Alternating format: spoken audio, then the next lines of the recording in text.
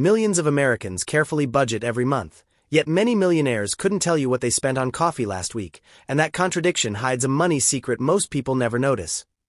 Budgeting feels like the responsible path because it creates a sense of control, but control and growth are not the same thing, and money follows that difference more than most people realize. The average household spends enormous energy tracking expenses, while wealthy households often spend more. Energy building assets, creating a gap that widens quietly year after year. That sounds backward until you notice what budgeting actually does, because a budget is designed to manage existing money, not necessarily create new money. A grocery category can be optimized forever, yet no spreadsheet has ever produced a rental property, a growing business, or a stock portfolio simply by being perfectly organized. The hidden trap is that budgeting delivers immediate satisfaction, while wealth building delivers delayed results, and the human brain naturally prefers seeing progress today over benefits years from now.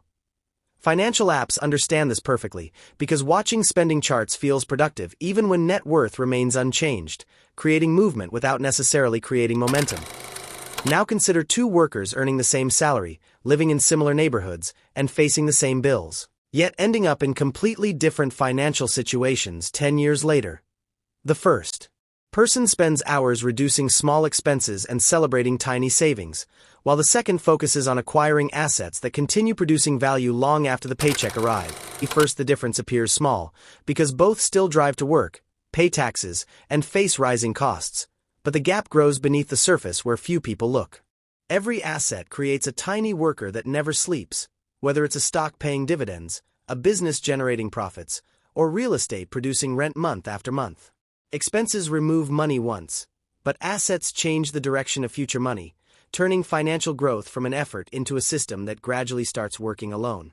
This is why high incomes often fail to create wealth, because bigger paychecks frequently increase lifestyle costs faster than ownership increases, creating a more expensive version of the same struggle. The financial industry rarely emphasizes this distinction because tracking spending is easier to sell than changing behavior, and easier to measure than building long-term ownership.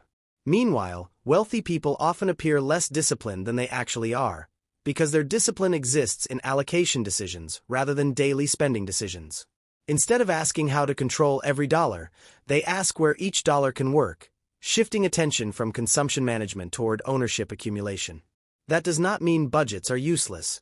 It means they were never designed to be the entire strategy, just as a map is useful but cannot move a traveler forward.